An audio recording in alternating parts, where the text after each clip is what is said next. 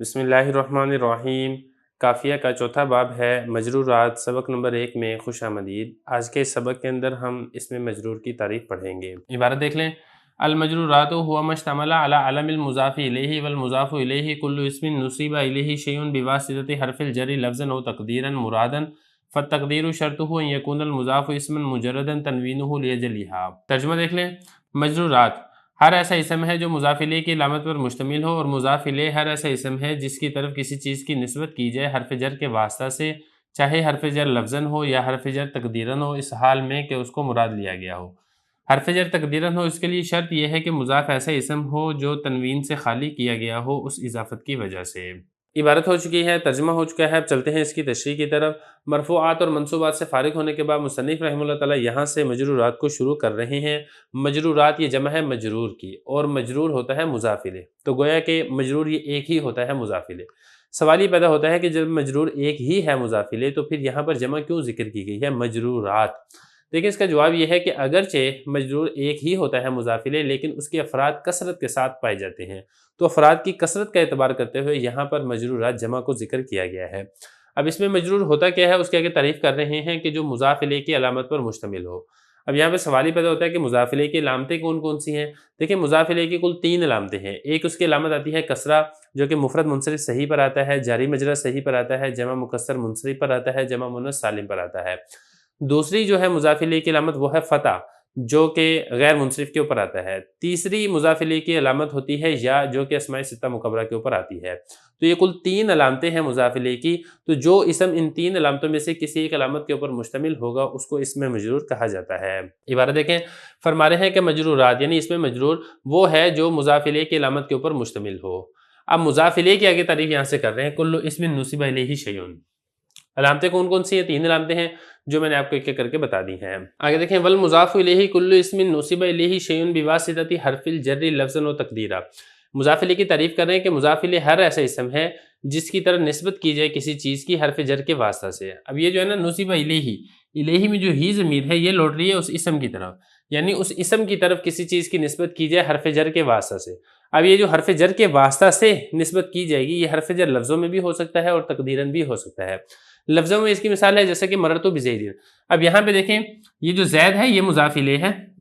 اب یہ ایسا مضاف الیہ ہے جس کی طرف مررتو سے جو فعل سمجھا جا رہا ہے نا وہ ہے مرور۔ مرور فعل کی نسبت اس مضاف الیہ زید کی طرف کی جا رہی ہے با حرف جر کے واسطہ سے، تو حرف جر کا واسطہ لفظوں کے اندر موجود ہے تو اس کو کہا جائے گا کہ حرف جر لفظی، یا پھر یہ ہے کہ حرف جر تو موجود ہو لیکن لفظوں کے اندر موجود نہ ہو، لیکن تقدیری طور پر وہاں پر پایا جائے۔ اس کی مثال ہے جیسے غلام زیدن، زید کا غلام۔ اب یہ دیکھیں زید ایسا مضاف الیہ ہے جس کی طرف غلام کی نسبت کی جا رہی ہے، لیکن یہاں پر ایک حرف جر محذوف ہے جس کی نسبت سے، جس کے واسطہ سے اس زید کی طرف نسبت کی جا رہی ہے، لیکن وہ جو حرف جر ہے وہ لفظوں کے اندر موجود نہیں ہے۔ اصل میں تھا غلام لی زیدن، تو یہ جو لام حرف جر ہے یہ یہاں پر تقدیری طور پر پایا جا رہا ہے۔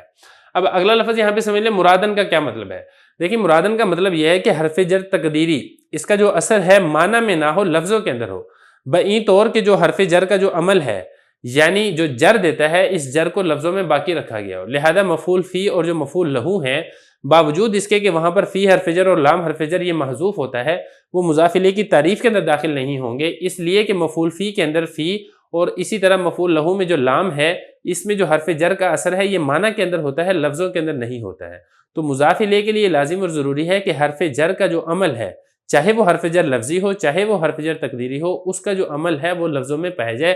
جیسا کہ ان دونوں مثالوں میں اگر آپ دیکھیں گے، لفظوں کے اندر عمل پایا جا رہا ہے، زیدن اس کے اوپر بھی جر آ رہی ہے، یہاں پر بھی زید کے اوپر جر آ رہی ہے، لیکن جو یہ مثال ہے نا دخلت المسجد، میں مسجد میں داخل ہوا، اب یہاں پہ دیکھیں فی حرف جر محذوف ہے، تو حرف جر تو یہاں پر بھی پایا جا رہا ہے، لیکن اس کا جو عمل ہے وہ مسجد اس میں لفظوں کے اندر موجود نہیں ہے کیونکہ اس کے اوپر نصب آ رہا ہے۔ تو مرادن کا مطلب یہ ہے کہ لفظوں کے اندر اس کا جو عمل ہے اس کا اثر ظاہر ہونا یہ لازم اور ضروری ہے۔ آگے دیکھیں، فالتقدیر شرطہ ان یکون المضاف اسما مجردا تنوینہ لیجلیہ۔ یہ جو اوپر بتایا تھا نا کہ حرف جر یا تو لفظاً ہوگا یا تقدیراً ہوگا، حرف جر تقدیری طور پر پایا جائے اس کی شرط بتا رہے ہیں۔ اس کی شرط یہ ہے کہ مضاف ایسا اسم ہو کہ جو تنوین اور قائم مقام تنوین سے خالی کیا گیا ہو اضافت کی وجہ سے، یعنی اس کے اوپر نہ تو تنوین آ سکتی ہے اور نہ ہی قائم مقام تنوین آ سکتی ہے۔ قائم مقام تنوین کس کو کہتے ہیں؟ قائم مقام تنوین ہوتی ہے نون تثنیہ اور نون جمع، جو کہ تنوین کے قائم مقام ہوتے ہیں۔ دیکھیں جب آپ اضافت کریں گے اضافت مانویہ کے ساتھ، تو اس کے لیے شرط یہ ہے کہ جو مضاف ہے اس کے اوپر نہ تو تنوین ہو اور نہ ہی قائم مقام تنوین ہو، یعنی نون تثنیہ بھی اس کے اوپر نہ ہو اور نون جمع بھی اس کے اوپر نہ ہو، کیونکہ دیکھیں جو تنوین ہے اور قائم مقام تنوین ہے یہ شدت انفصال کے اوپر دلالت کرتی ہیں، اور مضاف اور مضاف الیہ کے اندر شدت اتصال ہے، تو شدت اتصال کے اندر آپ کوئی ایسی چیز نہیں لا سکتے ہیں جو شدت انفصال کے اوپر دلالت کرتی ہو۔ مثال سے بات سمجھ میں آئے گی، مثال دیکھیں غلام زیدن، اب یہاں پہ جیسا کہ آپ کو معلوم ہے کہ یہاں پر یہ جو اضافت ہے یہ اضافت لفظی نہیں ہے بلکہ اضافت تقدیری ہے، کیونکہ یہاں پہ لام حرف جر تقدیری طور پر موجود ہے۔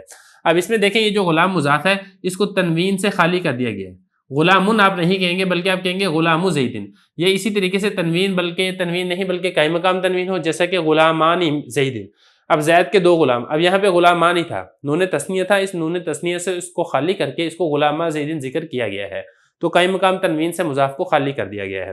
یہ اسی طریقے سے نون جمع سے خالی کر دیا گیا، مسلمو مصرن، اصل میں کیا تھا مسلمون مصرن، شہر کے مسلمان، تو یہاں پہ نون جمع کو گرا دیا گیا ہے کیونکہ مضاف یہ یہاں پر اضافت مانویہ ہے، لہذا مضاف کو قائم مقام تنوین سے خالی کرنا لازم اور ضروری ہے۔ آگے دیکھیں فالتقدیر شرطہ ان یکون المضاف اسما مجردا تنوینہ لاجلہ، بتانا یہ چاہ رہے ہیں یہ جو پہلے ذکر کیا تھا نا کہ حرف جر لفظی ہوگا یا تقدیری ہوگا، اگر حرف جر تقدیری ہے یعنی لفظوں کے اندر موجود نہیں ہے، تقدیری طور پر پایا جاتا ہے، البتہ اس کا عمل لفظوں کے اندر موجود ہے، اس کے لیے شرط یہ ہے کہ جو مضاف ہے وہ ایسا اسم ہونا چاہیے جو تنوین سے خالی ہو، اضافت کی وجہ سے تنوین سے اور قائم مقام تنوین سے خالی ہو۔ تو دیکھیں ایک ہے تنوین اور دوسری ہے قائم مقام تنوین، تنوین تو بالکل واضح ہے، یعنی جو مضاف ہے مضاف کے اوپر یہ والی تنوین نہیں آنی چاہیے۔ اسی طرح قائم مقام تنوین میں کیا ہوتا ہے نون تثنیہ اور نون جمع، یہ تنوین کے قائم مقام ہوتے ہیں، تو مضاف کے لیے یہ ضروری ہے کہ نہ تو اس کے اوپر تنوین ہو اور نہ ہی قائم مقام تنوین، نون تثنیہ بھی نہ ہو اور نون جمع بھی نہ ہو۔ یہ جو تنوین کو آپ حذف کریں گے، نون تثنیہ کو آپ حذف کریں گے، نون جمع کو آپ حذف کریں گے، اس حذف کرنے کی وجہ کیا ہے؟ یہی اضافت مانویہ ہے، تو اضافت مانویہ کی وجہ سے مضاف پر نہ تو تنوین آ سکتی ہے نہ ہی قائم مقام تنوین تثنیہ اور نون جمع آ سکتا ہے۔ سوال یہ پیدا ہوتا ہے کہ کیوں؟ دیکھیں اس کی وجہ یہ ہے کہ مضاف اور مضاف الیہ کے اندر شدت اتصال ہوتا ہے، اور یہ جو تنوین ہے یہ قائم مقام تنوین ہے یہ شدت انفصال کے اوپر دلالت کرتی ہے، اور اتصال اور انفصال کی ضد ہے۔ جب آپ نے شدت اتصال کو ثابت کر دیا ہے تو آپ کوئی ایسی چیز نہیں لا سکتے ہیں جو کہ انفصال کے اوپر دلالت کرتی ہو، تو یہ والی بات فرما رہے ہیں۔ مثال دیکھ لیں، مثال سے بات سمجھ آئے گی، غلام زیدن، اب یہاں پہ دیکھیں اضافت تقدیری ہے کیونکہ حرف جر لفظوں میں نہیں ہے بلکہ تقدیری طور پر پایا جا رہا ہے، تو لہذا یہاں پر جو مضاف تھا اس سے ہم نے تنوین کو حذف کر دیا۔ اسی طرح غلامان زیدن تھا، نون تثنیہ کو یہاں پر حذف کر دیا گیا کیونکہ یہ مضاف ہے۔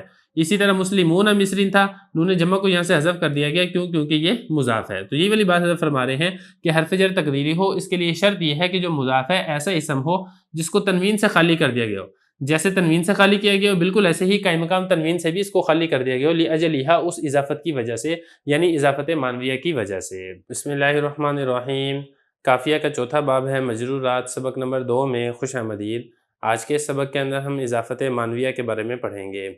عبارت دیکھ لیں، وہی معنویۃ و لفظیۃ، فالمعنویۃ یکون المضاف غیر صفت مضافۃ الی معمولها، وہی اما بمعنی اللام فی ما عدا جنس المضاف و ظرفہ، و اما بمعنی من فی جنس المضاف او بمعنی فی ظرفہ، وہو قلیل مثل غلام زید و خاتم فضۃ و ضرب اليوم، وتفید تعریفا مع المعرفۃ و تخصیصا مع النکرۃ، وشرطها تجرید المضاف من التعریف، وما اجازہ الکوفیون من الثلاثۃ الاسباب وشبہہ من العدد ضعیف۔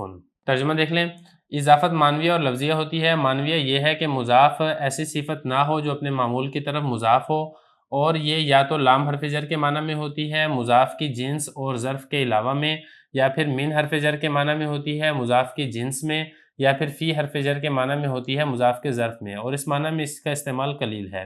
مثال کے طور پہ غلام زید خاتم فضۃ ضرب اليوم، اور معرفہ کے ساتھ تعریف کا فائدہ دیتی ہے اور نکرہ کے ساتھ تخصیص کا فائدہ دیتی ہے، اور اس کی شرط یہ ہے کہ مضاف تعریف سے خالی ہو، اور جو کوفیوں نے الثلاثۃ الاسباب اور اس کے مشابہ عدد سے جو مثالوں کو جائز قرار دیا ہے یہ ضعیف ہے۔ عبارت ہو چکی ہے، ترجمہ ہو چکا ہے، اب چلتے ہیں اس کی تشریح کی طرف۔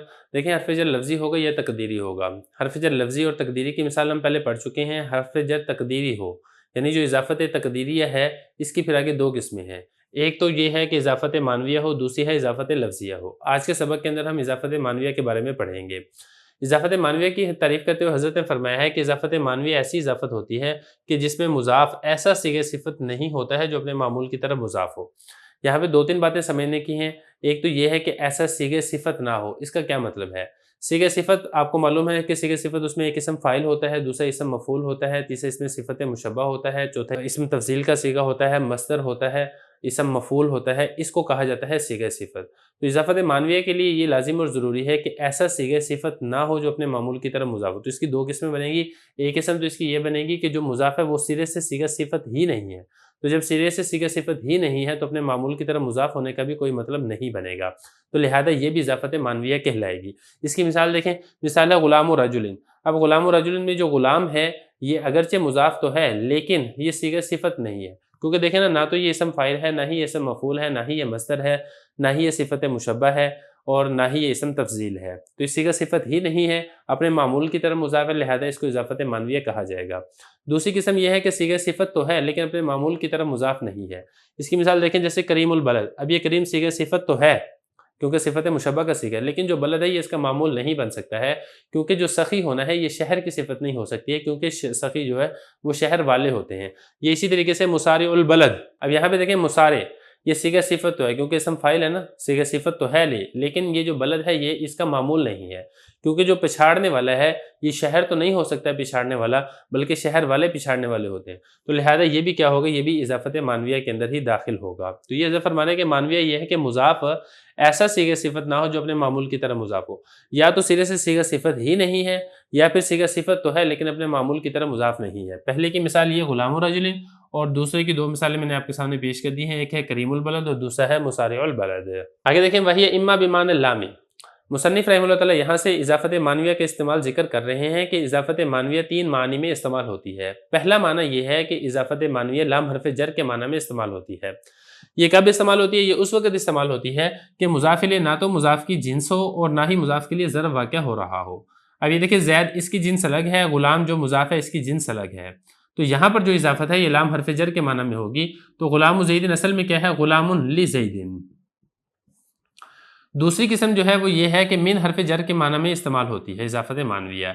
ये कब होती है? ये उस वक़्त होती है कि मुज़ाफ़ इलैह मुज़ाफ़ की जिन्स में से हो और उससे आम हो। यानी जो मुज़ाफ़ है वो ख़ास है और मुज़ाफ़ इलैह वो आम है लेकिन दोनों की जिन्स एक ही है। जैसे कि देखें ना फ़िज़ा, फ़िज़ा चांदी को कहा जाता है तो चांदी आम है और जो ख़ातम अंगूठी है ये अंगूठी ख़ास है लेकिन ये बनी चूँकि चांदी से ही है, लिहाजा दोनों की जिन्स एक है। तो जब दोनों की जिन्स एक है तो यहाँ पर जो इज़ाफ़त मानविया होगी ये मिन बयानिया के माना में होगी, यानी मिन हर्फ़ जर जो बयान और वज़ाहत के लिए आता है। तो इसको इज़ाफ़त मिन्निया भी कहा जाता है, इसको इज़ाफ़त मिन बयानिया भी कहा जाता है। इबारत देखें ज़रा, ये फरमा रहे हैं कि जो इज़ाफ़त मानविया है या तो लाम के माना में होगी। ये कब होगी? कि जब मुज़ाफ़ इलैह मुज़ाफ़ की जिन्स में से ना हो और मुज़ाफ़ इलैह मुज़ाफ़ का ज़र्फ़ ना हो, मा अदा हो यानी इससे हट कर हो। या फिर ये मिन हर्फ़ जर के माना में होगी किस वक़्त? जब मुज़ाफ़ इलैह मुज़ाफ़ की जिन्स में से हो। औ बिमाना फ़ी ज़र्फ़, ये तीसरा माना बयान कर रहे हैं कि मुज़ाफ़ इलैह अगर मुज़ाफ़ के लिए ज़र्फ़ वाक़या हो रहा है तो यहाँ पर जो इज़ाफ़त मानविया होगी ये फ़ी हर्फ़ जर के माना के अंदर इस्तेमाल होगी। जैसे कि ये है ज़रबुल यौम। अब यहाँ पे देखिए यौम चूँकि ज़र्फ़ के लिए ज़र्फ़ वाक़या हो रहा है, ये जो इज़ाफ़त है इस इज़ाफ़त को इज़ाफ़त मानविया कहा जाएगा जो फ़ी हर्फ़ जर के माना में है। वहुव कलीलुन, लेकिन इस माना में इसका इस्तेमाल कलील है, यानी फ़ी हर्फ़ जर के माना के अंदर इज़ाफ़त मानविया का इस्तेमाल ये कलील है। तो ये वाली जो मिसाल है ये कलील वाक़या होती है। तीनों की मिसालें आ गई हैं, ग़ुलामु ज़ैदिन ख़ातमु फ़िज़्ज़तिन और ज़रबुल यौमी। व तुफ़ीदु तारीफ़न माल मारिफ़ती व तख़सीसन मान नकरती। यहाँ से मुसन्निफ़ रहमतुल्लाह ताला इज़ाफ़त मानविया का फ़ायदा बयान कर रहे हैं कि इज़ाफ़त मानविया का फ़ायदा ये है कि अगर इज़ाफ़त मानविया मार्फ़ा के साथ आ रही है तो फिर ये मुज़ाफ़ को मार्फ़ा बना देती है। मतलब ये कि मुज़ाफ़ इलैह अगर मार्फ़ा है और मुज़ाफ़ नकरा है तो जब नकरा की आप इज़ाफ़त करेंगे मार्फ़ा की तरफ तो नकरा भी नकरा नहीं रहेगा बल्कि मार्फ़ा बन जाएगा। जैसे कि इसकी मिसाल देखें, ग़ुलामु ज़ैदिन।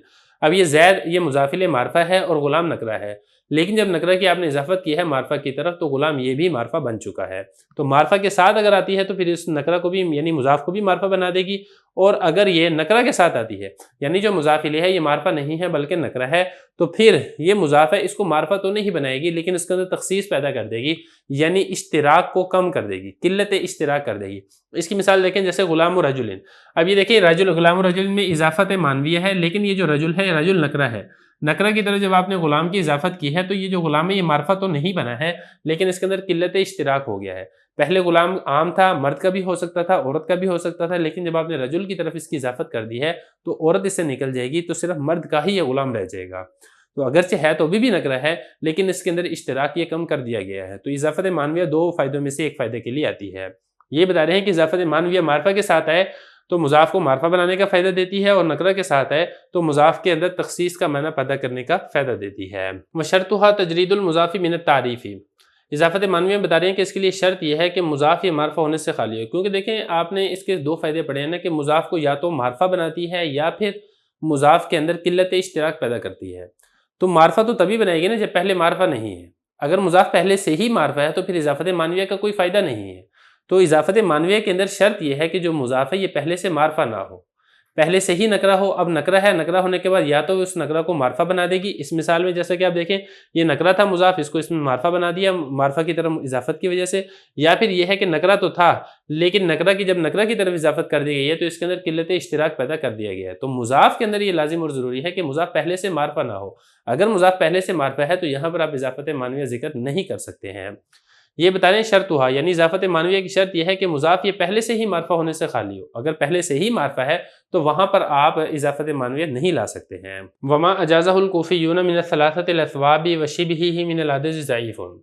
یہ ایک اعتراض اور اس کا جواب ہے. اعتراض یہاں پر یہ ہوتا ہے کہ آپ نے کہا کہ اضافت معنویہ کے اندر شرط یہ ہے کہ مضاف معرفہ نہ ہو، جبکہ کوفی حضرات نے جیسی مثالوں کو جائز قرار دیا ہے. کوفی کہتے ہیں آپ ایسے کہہ سکتے ہیں الثلاثۃ الاثوابی الخمسۃ الدراہیمی، آپ اس طریقے سے کہہ سکتے ہیں. اب ان دونوں مثالوں میں اگر آپ دیکھیں گے کہ جو الثلاثۃ الاثوابی، یہاں پہ الثلاثہ یہ مضاف ہے اور معرفہ ہے، الخمسہ یہ دیکھیں یہ اس میں عدد ہے اور معرفہ ہے، تو معرفہ کی اضافت ہو رہی ہے. تو اضافت معنویہ میں معرفہ کو کوفیوں نے جائز قرار دیا ہے.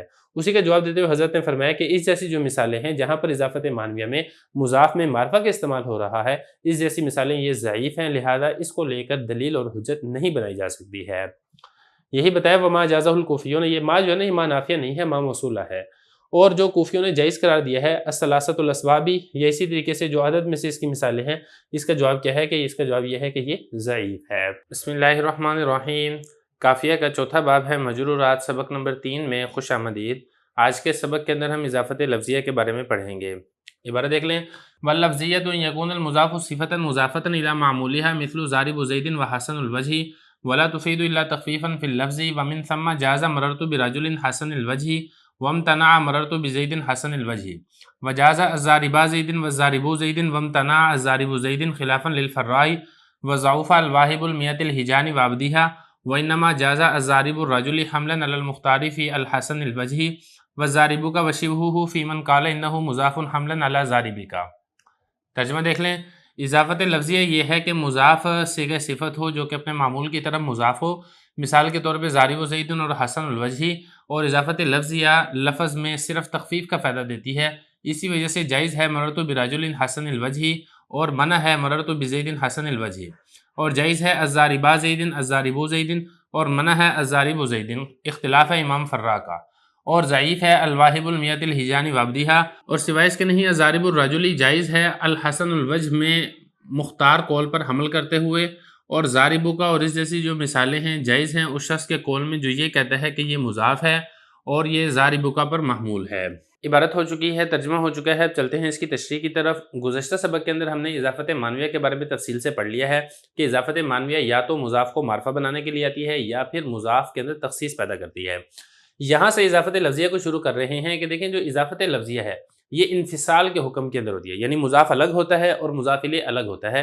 ان دونوں کے درمیان اتصال نہیں ہوتا ہے جیسا کہ اضافت معنویہ میں اتصال ہوتا ہے. تو جب یہ دونوں الگ الگ ہوتی ہیں تو پھر اضافت لفظیہ کا فائدہ کیا ہوتا ہے؟ تو حضرت فرما رہے ہیں کہ اضافت لفظیہ کا فائدہ یہ ہے کہ لفظوں کے اندر تخفیف کا فائدہ دیتی ہے. یعنی یہ مضاف کو نہ تو معرفہ بناتی ہے اور نہ ہی مضاف کے اندر تخصیص پیدا کرتی ہے، صرف اور صرف لفظوں کے اندر تخفیف کرتی ہے. اب اضافت لفظیہ کے اندر جو تخفیف لفظی حاصل ہوتی ہے اس کی کل 3 صورتیں ہوتی ہیں. ایک صورت تو یہ ہے کہ جو تخفیف لفظی صرف مضاف کے اندر ہو، جیسے کہ اس کی مثال دیکھیں ضارب زیدن. اب ضارب زیدن میں دیکھیں یہ جو ضارب ہے یہ صیغہ صفت کا ہے جو کہ اپنے معمول زید کی طرف مضاف ہے. تو یہ اضافت لفظیہ ہے، تو تخفیف یہاں پر ہو رہی ہے وہ صرف اور صرف مضاف کے اندر ہو رہی ہے. اصل میں کیا تھا؟ ضاربن زیدن اصل میں یہ تھا. تو ضاربن مضاف سے تنوین کو حذف کر دیا گیا اضافت لفظیہ کی وجہ سے. تو لفظوں کے اندر تخفیف ہوئی ہے صرف مضاف میں. یا پھر دوسری صورت یہ ہے کہ جو لفظوں کے اندر تخفیف ہوگی وہ مضاف میں نہیں بلکہ مضاف الیہ کے اندر تخفیف ہوگی. اس کی مثال کیا ہے؟ اس کی مثال ہے القائم غلامہ.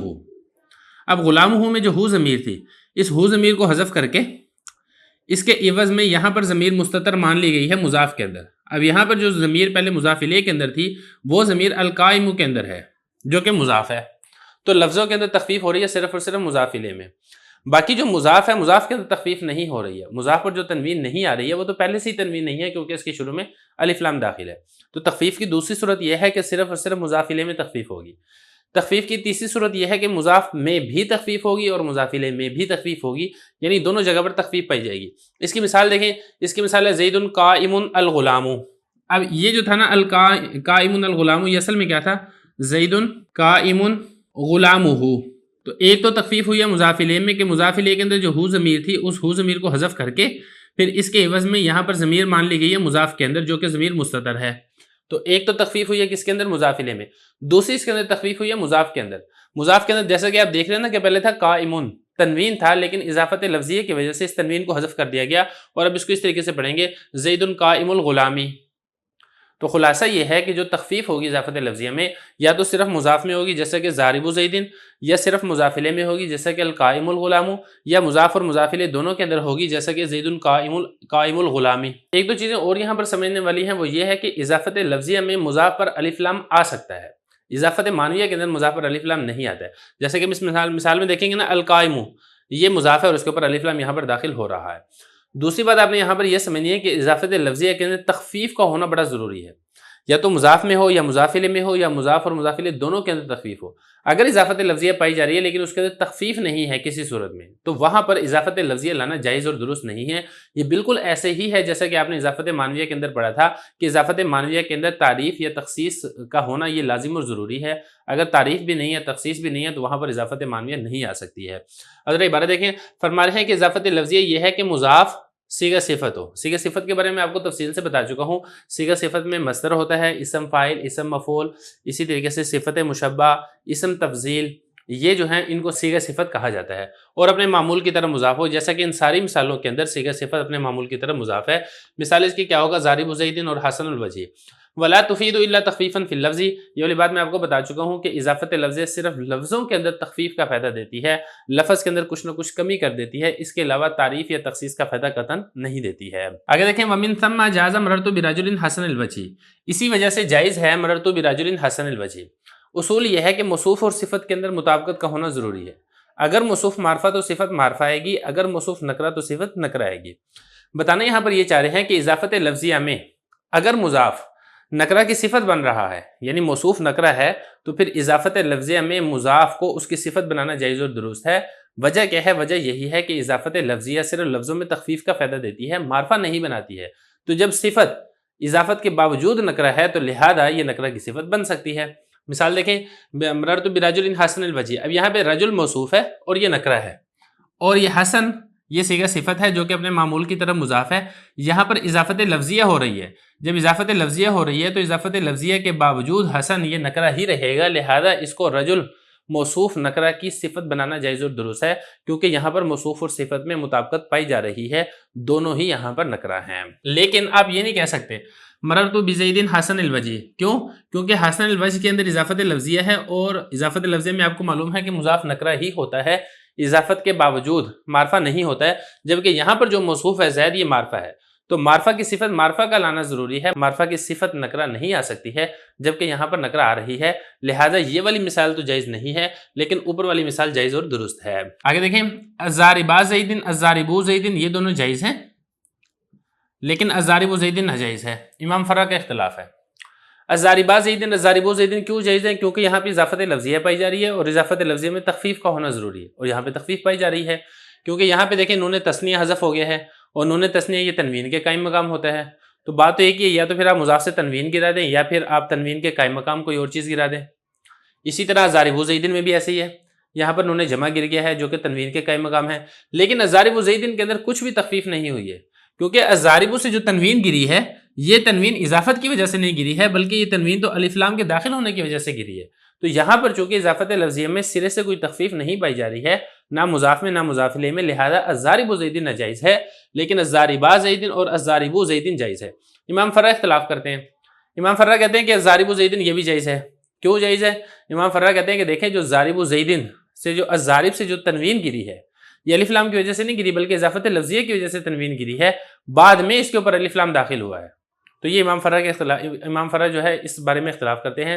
مصنف رحمہ اللہ تعالیٰ نے اپنی شرح کافی میں اس کا یہ جواب دیا ہے کہ یہ جو امام فرا کا دعویٰ ہے یہ سراسر ظاہر کے خلاف بات ہے اور اس کے اوپر کوئی دلیل نہیں پائی جاتی ہے۔ صحیح بات وہی ہے جو ہم نے کہی ہے کہ الضاربا زیدن اور الضارب زیدن یہ تو جائز ہے، لیکن الضارب زیدن یہ ناجائز ہے۔ آگے دیکھیں، ضعف الواہب المئۃ الحجان وابدیہا۔ مصنف رحمہ اللہ تعالیٰ نے جو یہ فرمایا تھا نا کہ اضافت لفظیہ میں تخفیف کا ہونا ضروری ہے، یا مضاف میں ہو یا مضاف الیہ کے اوپر ہو، اس کے اوپر ایک اعتراض ہو رہا ہے جس کا یہاں سے جواب دیا جا رہا ہے۔ معترض یہ کہتا ہے کہ شاعر نے اپنے شعر کے اندر یہ والا لفظ استعمال کیا ہے، یہ جملہ استعمال کیا ہے، اس کا ترجمہ دیکھ لیں، 100 سفید اونٹوں کو اور ان کے غلاموں کو ہبہ کرنے والا، اور یہاں پر اضافت لفظیہ پائی جا رہی ہے لیکن تخفیف نہیں ہے، اور تخفیف نہیں ہے پھر بھی جو شاعر ہے اس نے استعمال کر لیا ہے۔ اس کا مطلب یہ ہے کہ اضافت لفظیہ میں تخفیف کا ہونا یہ کوئی ضروری نہیں ہے، تخفیف کے بغیر بھی اضافت لفظیہ پائی جاتی ہے۔ اب کیسے پائی جا رہی ہے اضافت لفظیہ اس کو سمجھ لیں کہ جو اب دیہا ہے یہ معطوف ہے اور میت الحجان یہ معطوف علیہ ہے، اور آپ نے اصول پڑھ لیا ہے کہ جو معطوف ہے معطوف سے پہلے معطوف علیہ کا عامل مقدر ہوتا ہے۔ تو دیکھیں یہاں پہ جو المیت الحجان ہے اس کا عامل جس طریقے سے الواہب ہے، تو چونکہ یہ اب دیہا اس کا عطف ہے المیت الحجان کے اوپر، لہذا اب دیہا سے پہلے بھی آپ کو واہب محذوف نکالنا پڑے گا، تو آپ کو یہ کہنا پڑے گا کہ اصل عبارت اس طریقے سے ہے، الواہب المیت الحجانی والواہب ابدیہا۔ معترض یہاں پر یہ کہہ رہا ہے کہ الواہب ابدیہا میں اضافت لفظیہ ہے، کیونکہ الواہب یہ صیغہ صفت کا جو کہ اپنے معمول کی طرح مضاف ہے، اور یہاں پر کسی قسم کی تخفیف نہیں پائی جا رہی ہے، نہ تو آپ نے مضاف الیہ سے ضمیر کو حذف کیا ہے اور مضاف سے تنوین بھی حذف نہیں ہے، کیونکہ مضاف سے جو تنوین حذف ہو رہی ہے وہ شروع میں الف لام کے داخل ہونے کی وجہ سے حذف ہو رہی ہے۔ تو اضافت لفظیہ تو ہے لیکن تخفیف نہیں پائی جا رہی ہے، تو پتہ اس سے یہ چلتا ہے کہ اضافت لفظیہ تخفیف کے بغیر بھی آ سکتی ہے۔ یہ اعتراض ہے۔ مصنف رحمہ اللہ تعالیٰ اس کے جواب میں فرماتے ہیں کہ یہ ضعیف ہے۔ ضعیف کس طریقے سے ہے؟ ضعیف اس طریقے سے ہے کہ ایک تو یہ کہ فصحاء کے استعمال کے خلاف ہے، دوسرا یہ ہے کہ اب دیہا میں اضافت لفظیہ کے علاوہ بھی دیگر احتمال پائے جاتے ہیں۔ ایک تو یہ ہے کہ آپ یہ جو واو ہے یہ واو کو مع کے معنی میں لیں، اور یہ جو اب دیہا ہے اس کو آپ مفعول معہ بنا لیں، ایک احتمال یہ ہے۔ دوسرا احتمال یہ ہے کہ اس کو آپ مفعول بنائیں المیت الحجان اس کے محل پر عطف کرتے ہوئے، کیونکہ المیت الحجان محلاً یہ منصوب ہے الواہب کا مفعول ہونے کی وجہ سے۔ اور اسی طرح اس کے اندر ایک اور خرابی بھی پائی جا رہی ہے کہ یہاں پر یہ جو ہے نا المیت الحجان یہ اضافت معنویہ ہے، اور یہاں پر اضافت معنویہ میں آپ پڑھ چکے ہیں کہ مضاف کو یا تو معرفہ بنائے گی یا پھر مضاف کے اندر تخصیص پیدا کرے گی، لیکن یہاں پر المیہ یہ تو پہلے سے ہی معرفہ ہے، اضافت معنویہ تو پائی جا رہی ہے لیکن مضاف کے اندر اضافت معنویہ کی وجہ سے تعریف نہیں آ رہی ہے، مضاف کے اندر تخصیص نہیں آ رہی ہے۔ تو خلاصہ کلام یہ ہے کہ یہ جو شاعر کا مصرع ہے اس کے اندر بہت ساری خرابیاں پائی جاتی ہیں جس کی وجہ سے اس کو آپ دلیل نہیں بنا سکتے ہیں۔ انما جاز الضارب الرجل حملا علی المختار فی الحسن الوجہ۔ اضافت لفظیہ کے اندر اصول آپ پڑھ چکے ہیں کہ تخفیف کا ہونا ضروری ہے، یا مضاف میں ہوگی یا مضاف الیہ میں ہوگی یا پھر دونوں میں ہوگی۔ اگر تخفیف نہیں ہے تو آپ اضافت لفظیہ نہیں لا سکتے ہیں۔ یہ جو اصول ہے اس اصول سے ایک استثنائی صورت ذکر کر رہے ہیں کہ اضافت لفظیہ تو ہے لیکن تخفیف نہیں پائی جا رہی ہے۔ اب وہ کون سی صورت ہے؟ وہ صورت یہ ہے الضارب الرجل۔ یہ مثال ہے کہ یہاں پہ الضارب صیغہ صفت ہے، الرجل اپنے معمول کی طرح مضاف ہے، اضافت لفظیہ ہے لیکن اس کے باوجود تخفیف نہیں ہو رہی، نہ مضاف میں ہو رہی ہے نہ مضاف الیہ میں ہو رہی ہے، پھر بھی یہ جائز ہے۔ کیوں جائز ہے؟ کیونکہ اس کو الحسن الوجہ میں جو مختار صورت ہے اس کے اوپر محمول کیا گیا ہے۔ اب سوال ہی پیدا ہوگا کہ الحسن الوجہ میں کون سی مختار صورت ہے؟ تو دیکھیں سمجھنے کی بات یہ ہے کہ جو الحسن الوجہ ہے اس کے اندر کل 3 صورتیں بن سکتی ہیں۔ ایک صورت اس کے اندر یہ بنتی ہے کہ آپ الحسن میں جو الوجہ ہے اس کو فاعل ہونے کی وجہ سے آپ اس کے اوپر رفع پڑھیں۔ دوسری صورت اس کے اندر یہ بنتی ہے کہ آپ الوجہ کے اوپر نصب پڑھیں مفعول کے مشابہ ہونے کی وجہ سے، اور تیسری صورت اس کے اندر یہ بنتی ہے کہ آپ الوجہ کے اوپر جر پڑھیں مضاف الیہ ہونے کی وجہ سے۔ یعنی الحسن جو ہے یہ صیغہ صفت ہے، اضافت لفظیہ ہے، اپنے معمول کی طرف مضاف ہے، اور جس کی وجہ سے آپ الوجہ کے اوپر جر پڑھ رہے ہیں۔ یہ جو تیسری صورت ہے یعنی اس کے اندر اضافت لفظیہ آپ قرار دیں اور اس کے اوپر جر پڑھیں، یہ صورت زیادہ پسندیدہ ہے۔ یہ صورت زیادہ پسندیدہ اس لیے ہے کیونکہ یہاں پر تخفیف پائی جا رہی ہے۔ تخفیف اس لیے ہے کہ جو الوجہ ہے اصل میں اس کے آخر میں ضمیر تھا، وجہ ہی تھا، پھر ضمیر کو آخر سے حذف کر دیا گیا ہے، تو دیکھیں مضاف الیہ میں تخفیف ہو رہی ہے، لہذا اضافت لفظیہ یہاں پر بہتر اور پسندیدہ ہے۔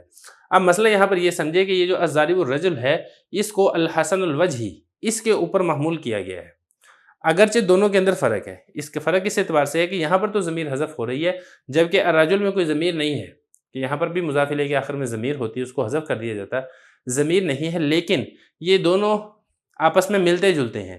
تو یہ جو الضارب الرجل ہے اس کو اس کی مشابہت کی وجہ سے الضارب الرجل کو خلاف قیاس جائز قرار دیا گیا ہے۔ اب سوال یہ پیدا ہوتا ہے کہ مشابہ کس طریقے سے ہیں؟ مشابہ اسی طریقے سے ہے کہ جس طریقے سے الضارب الرجل میں جو مضاف ہے یہ صیغہ صفت ہے، الحسن میں بھی مضاف صیغہ صفت ہے، پھر جس طریقے سے الرجل میں مضاف الیہ معرف باللام ہے، ایسے ہی الوجہ میں بھی مضاف الیہ معرف باللام ہے۔ تو لہذا الضارب الرجل کو چونکہ الحسن الوجہ کے ساتھ مشابہت حاصل ہے، اس مشابہت کی وجہ سے خلاف قیاس اس کو جائز قرار دیا گیا ہے، اگرچہ اس کے اندر اضافت لفظیہ والی جو تخفیف ہے وہ نہیں پائی جا رہی ہے۔ تو یہ والی بات فرما رہے ہیں حضرت کہ الضارب الرجل یہ جائز ہے، کیونکہ اس کو الحسن الوجہ میں جو مختار صورت ہے جو کہ میں نے آپ کو بتا دی ہے، مضاف مضاف الیہ والی اضافت لفظیہ والی، اس کے اوپر اس کو محمول کیا گیا ہے۔ آگے دیکھیں الضارب کا وشبہہ، ضارب کا اور اس کی جو مشابہ صورتیں ہیں، اس کی مشابہ صورت یہ ہے کہ الضارب کا میں دیکھیں نا، یہ جو الضارب ہے یہ صیغہ صفت ہے اور یہ جو کاف ہے یہ مفعول کی ضمیر ہے۔ اس کی مشابہ صورت بھی آپ بنا سکتے ہیں، یہاں پر ضمیر ہے مخاطب کی، آپ اس میں ضمیر متکلم کی بنا لیں، جیسے کہ الضاربی، یہ اسی طریقے سے آپ اس کے اندر ضمیر غائب کی بنا لیں، الضاربہ۔ تو ان تینوں مثالوں کے اندر یہ حضرت فرما رہے ہیں کہ جائز ہے۔ جائز کس اعتبار سے ہے کہ اس کو ضاربوں کے اوپر محمول کیا گیا ہے۔ یہ ایک اور استثنائی صورت یہاں پر ذکر کی جا رہی ہے، اضافت لفظیہ کے اندر تخفیف کا ہونا ضروری ہے، لیکن جس طریقے سے الضارب الرجل اس کو ایک استثناء کر دیا گیا ہے اس قاعدے اور کلیے سے کہ اضافت لفظیہ ہے، تخفیف نہیں ہے، بالکل ایسے ہی الضارب کا الضاربی الضاربہ اس جیسی جو مثالیں ہیں اس کو بھی اس قاعدے کلیے سے مستثنیٰ کر دیا گیا ہے، یعنی اضافت لفظیہ تو پائی جا رہی ہے لیکن تخفیف نہیں ہے۔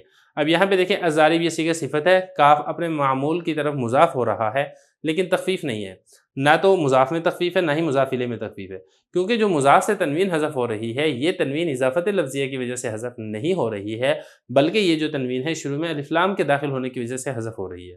اور اسی طریقے سے جو ضمیر ہے، ضمیر کے آخر میں بھی کوئی ایسا نہیں ہے کہ کوئی اور ضمیر ہوتی جس کو حذف کر دیا گیا ہوتا، تو دیکھیں یہاں پر تخفیف کہیں نہیں ہے، نہ مضاف میں ہے نہ ہی مضاف الیہ میں ہے، تو ہونا تو یہ چاہیے تھا کہ یہ مثالیں جائز نہ ہوتی، لیکن ان ساری مثالوں کو ضاربہ کے اوپر محمول کیا گیا ہے، اور ضاربہ کا جو ہے نا یہ جائز ہے۔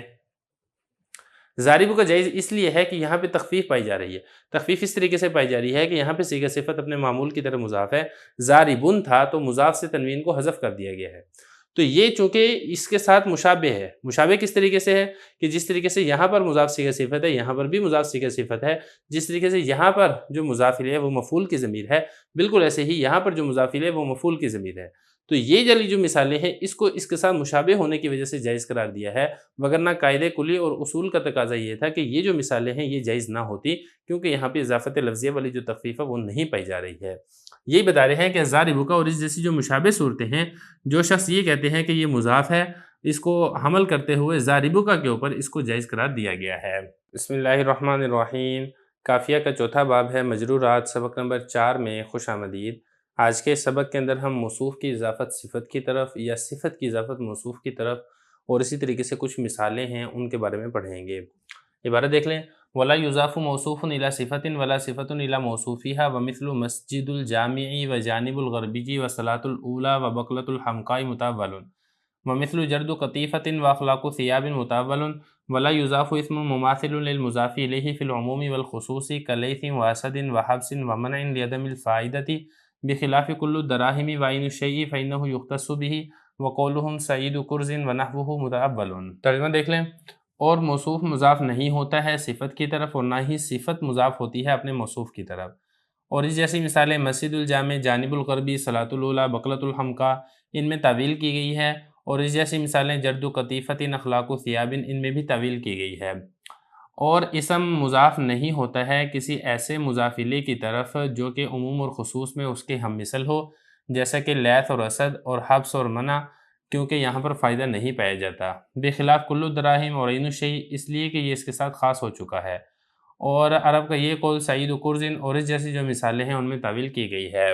عبارت اور ترجمہ ہو چکا ہے، اب چلتے ہیں اس کی تشریح کی طرف۔ پہلا مسئلہ حضرت نے یہ بیان کیا ہے کہ موصوف کی اضافت صفت کی طرف کرنا یا صفت کی اضافت موصوف کی طرف کرنا یہ جائز اور درست نہیں ہے۔ مثال کے طور پہ رجل عالم، ابھی دیکھیں رجل موصوف ہے، عالم اس کی صفت ہے، آپ اس کو مضاف مضاف الیہ نہیں بنا سکتے، آپ اس کو یہ نہیں پڑھیں گے رجل عالم، تو یہ والی بات کی کہ نہیں اضافت کی جائے گی موصوف کی صفت کی طرف اور نہ ہی صفت کی اپنے موصوف کی طرف۔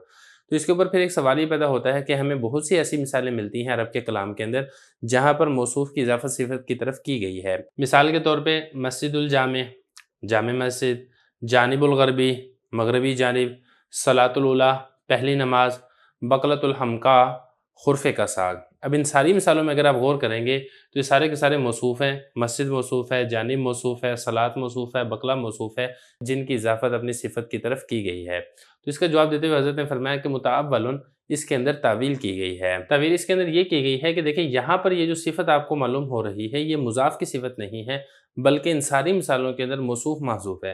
مثال کے طور پر لینا مسجد الجامع، یہ جو جامع ہے یہ مسجد کی صفت نہیں ہے بلکہ یہاں پہ وقت محذوف ہے۔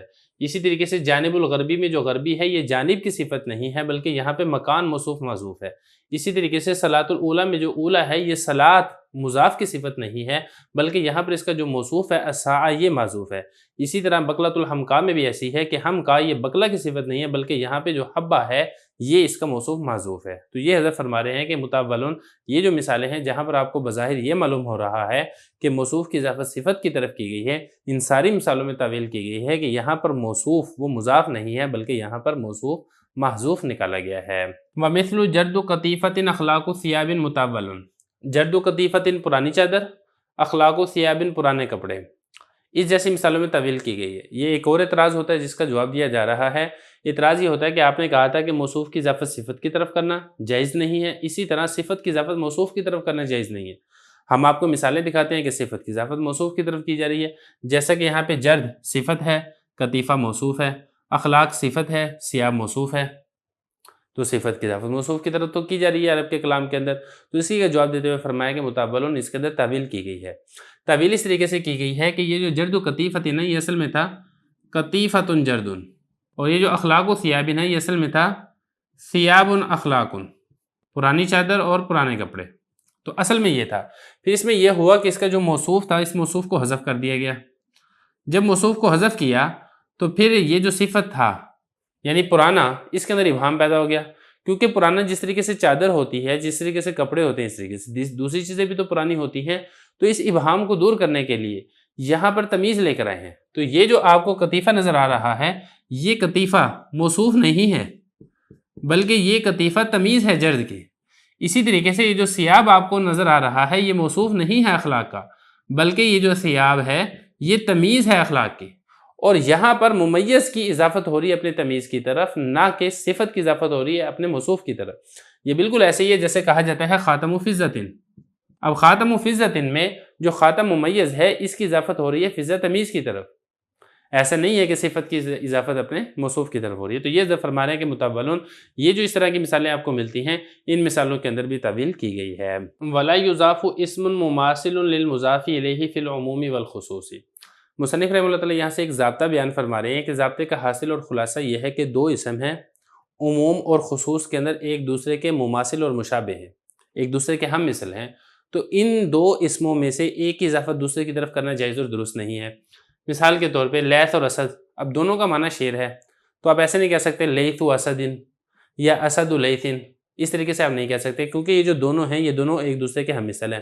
یا اسی طریقے سے حبس اور منع، اب یہ جو حبس ہے یا منع ہے عموم اور خصوص میں ایک دوسرے کے ہم مثل ہے کیونکہ دونوں کا معنی روکنے کا آتا ہے، تو آپ اس کو مضاف مضاف الیہ نہیں بنا سکتے۔ اب یہ نہیں کہہ سکتے حبس و منع یا منع و حبس، کیونکہ اگر آپ اس طریقے سے اس کو مضاف مضاف الیہ بنا کر ذکر کرتے ہیں تو اس اضافت میں کوئی فائدہ نہیں ہے، کیونکہ اضافت تو اس وقت کی جاتی ہے جب مضاف میں یا تو اس کو معرفہ بنانا ہو یا پھر اس کے اندر تخصیص پیدا کرنی ہو، جبکہ یہاں پر کوئی فائدہ حاصل نہیں ہو رہا ہے۔ تو جب فائدہ حاصل نہیں ہو رہا ہے تو اضافت معنویہ یہ جائز اور درست نہیں ہوگی۔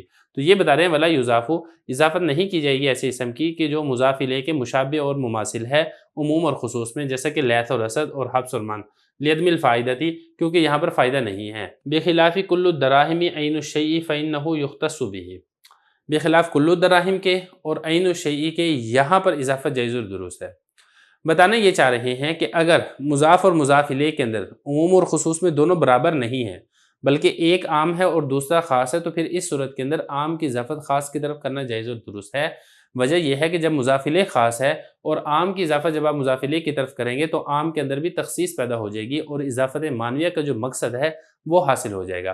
اس کی مثال لے کر رہے ہیں جیسے کہ کل الدراہم، آپ دیکھیں کل یہ عام ہے اور دراہم یہ خاص ہے، کل تو ہر چیز ہو سکتی ہے، تو لہذا یہاں پر عام کی اضافت کر کے خاص کی طرف، تو جب یہ کہہ دیا گیا کل الدراہم تو عام کے اندر تخصیص پیدا ہو گئی ہے، لہذا یہ جائز اور درست ہے۔ یہ اسی طریقے سے عین الشیء، اب یہ جو عین ہے یہ عام ہے، کیونکہ جو عین ہے نا، عین کا اطلاق ہر چیز کے اوپر ہوتا ہے، خواہ وہ چیز موجود ہے خواہ وہ چیز معدوم ہے، یعنی نہیں پائی جاتی ہے، لیکن جو شے ہے، شے کا اطلاق صرف موجود چیز کے اوپر ہوتا ہے، معدوم چیز کے اوپر شے کا اطلاق نہیں ہوتا ہے۔ مثال کے طور پہ اللہ تعالیٰ کا شریک، اب یہ نہیں پایا جاتا ہے تو لہذا اس کو آپ شے نہیں کہہ سکتے ہیں۔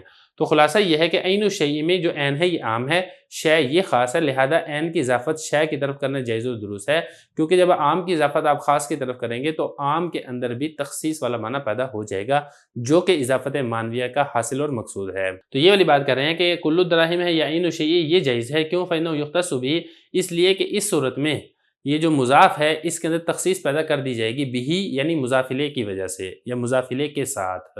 وقولہم سعید کرز ونحوہ مطول، اور جو عرب کا یہ قول ہے سعید کرز اور جیسی جو مثالیں ان کے اندر طویل کی گئی ہے، یہ ایک اعتراض ہو رہا ہے جس کا یہاں سے جواب دیا جا رہا ہے۔ اعتراض کا حاصل اور خلاصہ یہ ہے کہ آپ نے یہ کہا کہ اگر دو اسم ہیں عموم اور خصوص میں ایک دوسرے کے مثل ہو تو وہاں پر اضافت کرنا جائز نہیں ہے، حالانکہ ہم دیکھتے ہیں کہ سعید اور کرز اب عموم اور خصوص میں ایک دوسرے کے مثل ہیں، کیونکہ ایک ہی بندہ ہے، اس کا نام سعید بھی ہے اور اس کا نام کرز بھی ہے، تو یہاں پر عرب کے لوگ اس کو مضاف الیہ بنا کر ذکر کرتے ہیں، سعید و کرز کہہ دیا جاتا ہے۔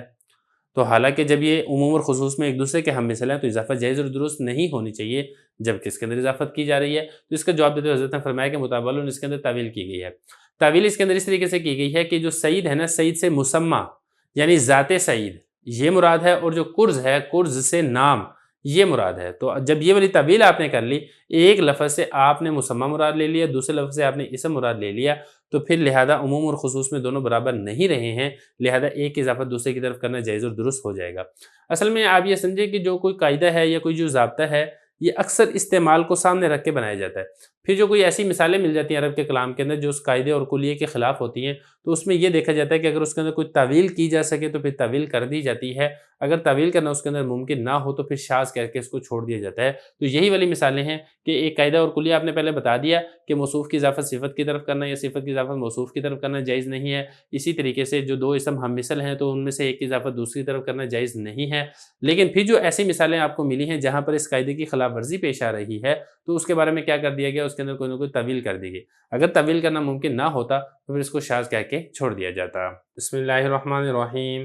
کافیہ کا چوتھا باب ہے مجرورات، سبق نمبر 5 میں خوش آمدید۔ آج کے سبق کے اندر ہم اس میں صحیح اور اس میں معطل کی اضافت کے بارے میں پڑھیں گے۔ عبارت دیکھ لیں۔ وَإِذَا أُضِيفَ الْإِسْمُ الصَّحِيحُ أَوِ الْمُلْحَقُ بِهِ إِلَى يَاءِ الْمُتَكَلِّمِ كُسِرَ آخِرُهُ وَالْيَاءُ مَفْتُوحَةٌ أَوْ سَاكِنَةٌ فَإِنْ كَانَ آخِرُهُ أَلِفًا تُثْبَتُ وَهُذَيْلٌ تُقَلِّبُهَا لِغَيْرِ التَّثْنِيَةِ يَاءً وَإِنْ كَانَ يَاءً أُدْغِمَتْ وَإِنْ كَانَ وَاوًا قُلِبَتْ يَاءً وَأُدْغِمَتْ وَفُتِحَتِ الْيَاءُ لِلسَّاكِنَيْنِ۔ ترجمہ دیکھ لیں۔ اور جب اس میں صحیح کی اضافت کی جائے یا ملحق بالصحیح کی اضافت کی جائے یا متکلم کی طرف تو آخر کو کسرہ دے دیا جائے گا اور یا مفتوح ہوگی یا ساکن ہوگی، اور اگر آخر میں الف ہے تو اس کو ثابت رکھا جائے گا، اور قبیلہ حذیل کے لوگ اس کو تبدیل کر دیتے ہیں تثنیہ کے علاوہ کی صورت میں یا کے ساتھ، اور اگر یا ہے تو اس کو ادغام کر دیا جائے گا، اور اگر واو ہے تو اس کو یا سے تبدیل کر کے ادغام کر دیا جائے گا اور یا کو فتح دے دیا جائے گا دو ساکنوں کی وجہ سے۔ عبارت ہو چکی ہے، ترجمہ ہو چکا ہے، اب چلتے ہیں اس کی تشریح کی طرف۔ مصنف رحمہ اللہ تعالیٰ مضاف پر تنوین یا اسی طریقے سے قائم مقام تنوین، اس کے حذف ہونے کے بعد جو مضاف کے دیگر احکام اور مسائل ہیں اس کو یہاں سے بیان فرما رہے ہیں۔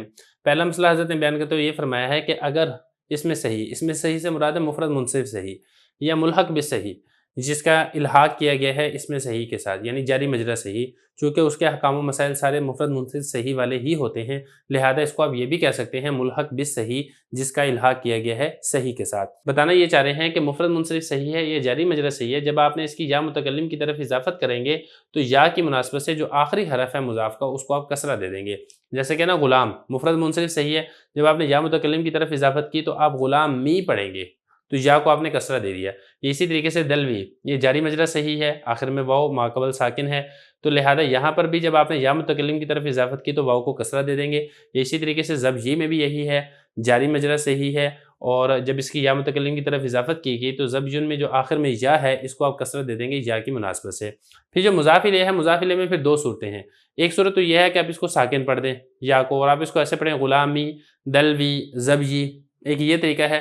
دوسرا طریقہ یہ ہے کہ جو مضاف الیہ میں جو یا ہے اس کو فتح دے دیا جائے اور آپ اس کو پڑھیں غلامیہ دلویہ زبجیہ، تو دونوں طریقے سے آپ پڑھ سکتے ہیں، لیکن صحیح یہ ہے کہ فتح دینا یہ اصل ہے۔ تو یہ بتا رہے ہیں کہ جب اضافت کی جائے گی اس میں صحیح کی یا ملحق بھی صحیح، یعنی جاری مجرا صحیح کی یا متکلم کی طرف، تو کسر آخرہ، اس کے آخر کو کسرہ دے دیا جائے گا، کس کے؟ مضاف کے آخر کو، اور یا ہے، یا کو یا تو مفتوح پڑھا جائے گا یا پھر یا کو ساکن کر دیا جائے گا۔ آگے دیکھیں، فَإِنْ كَانَ آخِرُهُ أَلِفًا تُثْبَتُ وَهُزَيْلٌ تُقَلِّبُهَا، مسئلہ یہ بیان فرما رہے ہیں کہ وہ اسم جس کی آپ اضافت کر رہے ہیں یا متکلم کی طرف، اس کے آخر میں الف موجود ہے، چاہے الف تثنیہ ہے یا الف مکسورہ یا کوئی اور الف ہے، تو جب آپ اضافت کریں گے تو مضاف کے آخر میں جو الف ہے اس الف کو برقرار رکھا جائے گا، جیسے کہ عصایا، رحایا، غلامایا۔ اب یہ عصایا میں جو عصا کے آخر میں الف ہے، جب آپ نے اضافت کی یا متکلم کی طرف، اس کو آپ نے الف کو برقرار رکھا۔ رحایا میں آخر میں الف تھا، جب آپ نے اضافت کی یا متکلم کی طرف تو اس الف کو برقرار رکھا۔ غلامان ہی تھا نا اصل میں یہ، تو آپ کو معلوم ہے کہ نون تثنیہ کی جب تثنیہ کی اضافت ہوتی ہے تو آخر سے نون تثنیہ گر جاتا ہے، تو نون تو گر گیا اضافت کی وجہ سے، تو آخر میں الف رہ گیا، تو یہ جو الف ہے اس الف کو برقرار رکھا جائے گا اور آپ اس کو پڑھیں گے غلامایا۔ تو مطلب کہنے کا یہ ہے کہ جو آخر میں الف ہے اس کو ایسا نہیں کیا جائے گا کہ یا کے ساتھ تبدیل کر کے یا کا یا میں ادغام کر دیجیے اور آپ اس کو یہ پڑھیں عصیا، رحیا، اس طریقے سے نہیں کیا جائے گا۔ لیکن جو قبیلہ حذیل والے لوگ ہیں وہ اس کے اندر اختلاف کرتے ہیں، وہ یہ کہتے ہیں کہ تثنیہ کے علاوہ، یعنی یہ جو تثنیہ ہے، تثنیہ کو تو ایسے ہی پڑھا جائے گا جس کے آخر میں الف تثنیہ موجود ہے مضاف کے آخر میں، اس میں تو اس الف کو یا کے ساتھ تبدیل نہیں کریں گے۔ اس کے علاوہ اگر کوئی اسم ایسا ہے جس کے آخر میں الف موجود ہے، اس الف کو یا کے ساتھ تبدیل کر کے یا کا یا میں ادغام کیا جائے گا۔ تو گویا کہ قبیلہ حذیل والے جو لوگ ہیں اس کو عصایا نہیں پڑھیں گے بلکہ الف کو یا کریں گے اور پھر یا کا یا میں ادغام کر دیں گے، تو یہ اس طریقے سے ہو جائے گا عصیا۔ اسی طریقے سے رحایا میں الف کو یا کر کے یا کا یا میں ادغام کریں گے تو یہ بن جائے گا رحیا، اس طریقے سے۔ تو یہ بتا رہے ہیں فَإِنْ كَانَ آخِرُهُ، اگر مضاف کے آخر میں الف ہے تو اس الف کو برقرار رکھا جائے گا، لیکن جو قبیلہ حذیل کے لوگ ہیں تُقَلِّبُهَا، اس الف کو تبدیل کر دیتے ہیں، کس کے ساتھ؟ یا کے ساتھ تبدیل کر دیتے ہیں، لیکن یہ جو تبدیلی ہے یہ تثنیہ کے علاوہ میں کی جاتی ہے۔ اگر تثنیہ ہے تو تثنیہ کے الف کو یا کے ساتھ تبدیل قبیلہ حذیل والے بھی نہیں کرتے ہیں۔ وَإِنْ كَانَ يَاءً أُدْغِمَتْ، مسئلہ یہ ہے کہ وہ اسم جس کی آپ اضافت کر رہے ہیں اس کے آخر میں یا موجود ہے، چاہے وہ یا اس کی اصلی ہو جیسا کہ قاضی، یا پھر یہ جو یا ہے اس کی تثنیہ کی یا ہو جیسا کہ رجلینی حالت نصبی اور جری میں، اس میں جو یا ہے یہ تثنیہ کی یا ہے، یا پھر وہ جو یا ہے جمع کی یا ہو حالت نصبی اور جری میں، جیسا کہ پڑھا جاتا ہے مسلمینہ۔ جب آپ ان سارے اسموں کی اضافت کریں گے یا متکلم کی طرف تو یا کا یا کے اندر ادغام کر دیں گے اور جو متکلم کی یا ہے اس یا کو آپ فتح دے دیں گے، جیسا کہ قاضی ہے نا، جب آپ نے اس کی یا متکلم کی طرف اضافت کی تو پھر آپ اس کو یہ پڑھیں گے قاضیہ، یا کا یا میں ادغام کر کے جو متکلم کی یا اس کو فتح دے دیں گے۔ فتح اس لیے دیں گے تاکہ التقاء ساکنین لازم نہ آئے۔ اسی طریقے سے رجلینی ہے، جب آپ نے اس کی اضافت کی یا متکلم کی طرف تو نون تثنیہ تو حذف ہو جائے گا، نون تثنیہ حذف ہو گیا، اور جب آپ اضافت کریں گے یا متکلم کی طرف تو یہ جو دونوں یا ہیں ان دونوں یا کا آپس میں ادغام کر کے جو یا ہے اس یا کو فتح دے دیا جائے گا اور اس کو پڑھیں گے رجلیہ۔ یہ اسی طریقے سے مسلمین تھا، یہ جب آپ نے اس کی اضافت کی یا متکلم کی طرف، نون جمع تو حذف ہو جاتا ہے جیسا کہ آپ کو معلوم ہے، تو جب آپ نے یا متکلم کی طرف اضافت کی تو پھر یہ جو دو یا اکٹھی ہوگی ان دو یا کا آپس میں ادغام کر کے آخر میں جو متکلم کی ہے اس کو فتح دے دیا جائے گا اور اس کو پڑھا جائے گا مسلمیہ۔ تو یہ بتا رہے ہیں وَإِنْ كَانَ يَاءً أُدْغِمَتْ، اگر یا ہو تو پھر اس میں ادغام کر دیا جائے گا۔ وَإِنْ كَانَ وَاوًا قُلِّبَتْ يَاءً وَأُدْغِمَتْ وَفُتِحَتِ الْيَاءُ لِسَاكِنَيْنِ، اور اگر آخر میں واو ہو، یعنی وہ اسم جس کی آپ اضافت کر رہے ہیں اس کے آخر میں یا نہیں ہے بلکہ اس کے آخر میں واو ہے، تو جب آپ نے اس کی یا متکلم کی طرف اضافت کرنی ہے تو واو کو یا کر کے یا کا یا میں ادغام کر دینا ہے، جیسا کہ اس کی مثال ہے مسلمون حالت رفع میں۔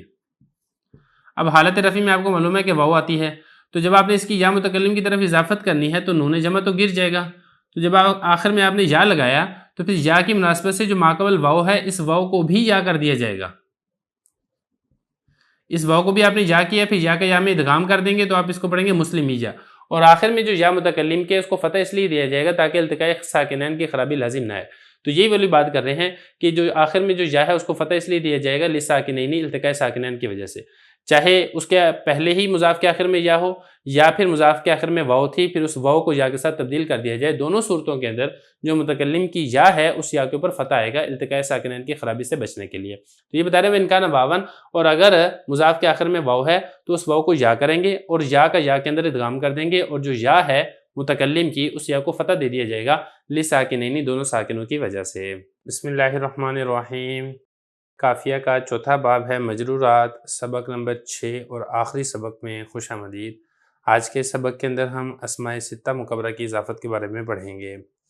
عبارت دیکھ لیں، وَأَمَّا الْأَسْمَاءُ السِّتَّةُ فَأَخِي وَأَبِي وَأَجَازَ الْمُبَرَّدُ أَخِيَّ وَأَبِيَّ وَتَقُولُ حَمِي وَهَنِي وَيُقَالُ فِيَّ فِي الْأَكْثَرِ وَفَمِي وَإِذَا قُضِيَتْ قِيلَ أَخٌ وَأَبٌ وَحَمٌ وَهَنٌ وَفَتْحُ الْفَاءِ يَفْصَحُ مِنْهُمَا وَجَاءَ حَمٌ مِثْلُ يَدٍ وَخَبْءٌ وَدَلْوٌ وَعَصَا مُطْلَقًا وَجَاءَ هَنٌ مِثْلُ يَدٍ مُطْلَقًا وَذُو لَا يُضَافُ إِلَى مُضْمَرٍ وَلَا يُقْطَعُ۔ ترجمہ دیکھ لیں، اور بہرحال اسماء ستہ مکبرہ اخی اور ابی کہا جائے گا، اور امام مبرد نے جائز قرار دیا ہے اخیہ اور ابیہ کو، اور تو کہے گا ہمی ہنی، اور فیہ کہا جائے گا اکثر قول کے مطابق، اور فمی، اور جب اس کو اضافت سے قطع کر دیا جائے تو کہا جائے گا اخن ابن ہمن ہنن، اور فا کو فتح دینا یہ زیادہ فصیح ہے ان دونوں میں سے، اور ہمن آیا ہے یدن کی طرح، اور خبن اور دلون اور عصا آیا ہے مطلقاً، اور ہنن آیا ہے یدن کی طرح مطلقاً، اور دو ضمیر کی طرف مضاف نہیں ہوتا ہے اور اسے اضافت سے کاٹا بھی نہیں جاتا ہے۔ عبارت و ترجمہ ہو چکا ہے، چلتے ہیں اس کی تشریح کی طرف۔ آج کے سبق کے اندر زیادہ تر جو ہم پڑھیں گے وہ یہ ہے کہ اسماء ستہ مکبرہ اگر یا متکلم کی طرف مضاف ہوں تو پھر اس کو کس طریقے سے پڑھا جائے گا۔ اسماء ستہ مکبرہ بالکل واضح ہیں، ابن، اخن، ہمن، ہنن، فمن اور دو مالن، ان کو اسماء ستہ مکبرہ کہا جاتا ہے۔ اور جب یہ یا متکلم کی طرف مضاف ہوں تو پھر مضاف کے اوپر کیا اعراب آئے گا اسی کو واضح کر رہے ہیں۔ سب سے پہلے تو بات آپ یہ سمجھیں کہ جیسے اسماء ستہ مکبرہ ہے نا، اخن، اخن، ہمن اور ہنن، اصل میں یہ واو ہے یہاں پہ، یہ جو ابن ہے نا اصل میں ہے ابون، اخن ہے تو اخن اصل میں ہے اخون، ہمن ہے تو ہمن اصل میں ہے ہمون، ہنن ہے تو ہنن اصل میں ہے ہنون۔ تو پھر اس میں یہ ہوا کہ یہ جو آخر میں واو تھا، واو کو حذف کر کے جو ضمہ تھا وہ ضمہ نقل کر کے ماقبل حرف کو دے دیا گیا، تو اصل کے اندر واو ہے۔ لیکن جب آپ اس کو یا متکلم کی طرف مضاف کریں گے تو جو واو اصل میں موجود تھی حذف ہو گئی، وہ واو لوٹ کر واپس نہیں آئے گی۔ مثال کے طور پہ جب آپ اس کی اضافت کریں گے تو آپ اسی کے ساتھ ہی یا متکلم لگا کے آپ اس کو پڑھ دیں گے ابی۔ اخن کی جب آپ اضافت کریں گے تو اسی کے ساتھ یا متکلم لگا کے آپ اس کو پڑھ دیں گے اخی۔ ہمن کی جب آپ اضافت کریں گے یا متکلم کی طرف تو ہمی کہہ دیں گے، اور ہنن کی جب آپ اضافت کریں گے تو پھر اس کو کہہ دیں گے ہنی۔ تو جو واو ہے جو حذف ہو گئی ہے وہ واو واپس لوٹ کر نہیں آئے گی۔ لیکن جو امام مبرد رحمہ اللہ تعالیٰ ہیں وہ تھوڑا سا اختلاف کرتے ہیں۔ امام مبرد رحمہ اللہ تعالیٰ نے اس کو جائز قرار دیا ہے کہ آپ اس کو ایسے بھی پڑھ سکتے ہیں، ابی، اخی، ہمی، ہنی، اور امام مبرد فرماتے ہیں کہ آپ اس کے ساتھ ساتھ جو حذف شدہ واو ہے اس کو آپ واپس لیں اور واو کو پھر یا کر کے یا کا یا میں ادغام کر دیں، بالکل ایسے ہی جیسا کہ ہم نے گزشتہ سبق کے اندر کیا تھا۔ جیسا کہ ہم نے پڑھا تھا نا مسلم موجہ تھا، مسلم موجہ کے اندر کیا کیا تھا، واو کو یا کر کے یا کا یا میں ادغام کر دیا تھا۔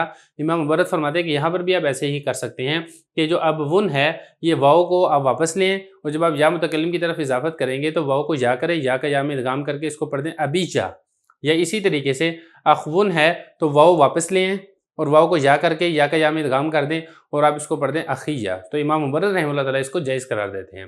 تو یہ بتا رہے ہیں کہ اسماء ستہ مکبرہ جو ہیں اخی اور ابی اس طریقے سے اس کو پڑھا جائے گا، یعنی حذف شدہ واو واپس نہیں لوٹے گی، لیکن امام مبرد رحمہ اللہ تعالیٰ جائز قرار دیتے ہیں کہ اس کو اخن ہے تو آپ اس کو اخیہ پڑھ دیں، ابن ہے تو آپ اس کو ابیہ پڑھ دیں۔ اسی طرح اگر ہمن ہے تو آپ اس کو ہمی پڑھ دیں، ہنن ہے تو آپ اس کو ہنی پڑھ دیں۔ وَيُقَالُ فِيَّ فِي الْأَكْثَرِ وَفَمِي، یہ فمن کے بارے میں بتا رہے ہیں۔ فمن کے بارے میں تفصیل سمجھ لیں کہ جو فمن ہے نا یہ اصل میں ہے فوہن، تو پھر اس میں ہوا یہ کہ آخر سے ہا کو حذف کر دیا گیا، اور یہ جو واو ہے اس واو کو خلاف قیاس میم سے تبدیل کر دیا گیا، اور یہ جو ہا کا ضمہ اور تنوین تھی یہ میم کے اوپر لیا ہے تو یہ بن گیا فمون۔ اب جب آپ اس کے ساتھ یا متکلم لگائیں گے تو اس کو کس طریقے سے پڑھیں گے؟ تو بعض حضرات تو یہ فرماتے ہیں کہ بس آپ اسی کے ساتھ یا متکلم لگا دیں اور کچھ بھی نہ کریں۔ فمن ہے تو فمن کے ساتھ جب آپ یا متکلم لگائیں تو یہ بن جائے گا فمی، یا کی مناسبت سے جو میم ہے میم کو آپ کسرہ دے دیں تو یہ فمی بن گیا، تو کچھ بھی کرنے کی ضرورت نہیں ہے۔ لیکن جس قول کو ترجیح دی گئی ہے وہ یہ ہے کہ فمن اصل میں جو کہ فو ہے نا واو ہے، تو جب آپ اس کی یا متکلم کی طرف اضافت کریں گے تو یہ واو واپس لوٹ آئے گی۔ اب یہ ہو گیا فو یا، پھر واو کو یا کی مناسبت سے یا سے تبدیل کریں گے تو یہ بن جائے گا فیہ، پھر یا کا یا میں ادغام کر دیا تو یہ بن جائے گا فیہ، پھر یا کی مناسبت سے فا کے فتح کو کسرہ سے تبدیل کر دیا تو یہ بن جائے گا فیہ۔ تو یہ جو فمن ہے اسماء ستہ مکبرہ میں سے جب یا متکلم کی طرف اضافت ہوگی تو اکثر حضرات کے نزدیک اس کو فیہ پڑھا جائے گا، لیکن اس کو اگر آپ فمی بھی پڑھنا چاہتے ہیں تو فمی بھی آپ پڑھ سکتے ہیں۔ تو یہ بتا رہے ہیں کہ آپ کہیں گے فیہ کہیں گے اکثر قول کے مطابق، اور فمی بھی آپ اس کو پڑھ سکتے ہیں۔ وَإِذَا قُطِعَتْ قِيلَ أَخٌ أَبٌ حَمٌ حَنٌ۔ اگلا مسئلہ اسماء ستہ مکبرہ کے بارے میں آپ کو بتا چکا ہوں کہ اصل میں یہاں پہ واو موجود تھی، ابن ہے تو ابون تھا، اخن ہے تو اخون تھا، ہمن ہے تو اصل میں کیا تھا ہمون تھا۔ हनुन है तो हनुन था, इसी तरीके से सारों में है। तो जब या मुतकल्लिम लगेगी उसको किस तरीके से पढ़ा जाएगा वो मैं आपको बता चुका हूँ। यहाँ से बताना ये चाह रहे हैं कि जब इसको इजाफत से कता कर दिया जाए, यानी ये मुजाफ बनकर नहीं आ रहे हैं, फिर इसको कैसे पढ़ा जाएगा। तो बता रहे हैं कि फिर आपने इसको इसी के ऊपर इराब पढ़ना है। ये जो खा है, खा के ऊपर आप इराब पढ़ेंगे, बा है तो बा के ऊपर आप इराब पढ़ेंगे। तो जो इराब जारी होगा ना, इसी के ऊपर जारी होगा। जो हज़फ शुदा वाव है वो वापस नहीं लौटेगी। यानी अगर हालत रफ़ी है तो ज़म्मा इन्हीं के ऊपर आएगा, जा अखुन। और अगर हालत नस्बी है तो फतह भी इसी के ऊपर आएगा, रईतु अखन। अगर हालत जर्री है तो जर भी इसी के ऊपर आएगा, मररतु बि अखिन। हज़फ शुदा वाव इसके अंदर वापस नहीं लौटेगी। तो ये फरमाया कि जब इसको कता कर दिया जाए इजाफत से, इजाफत खत्म कर दी जाए, तो पढ़ा जाएगा अखुन, अबुन, हमुन, हनुन। आगे देखें, व फतहुल फाई अफसहु मिनहुमा, फा का फता उन दोनों में से फसी है। देखिए ये जो फमुन है ना, इसमें 3 इराब है।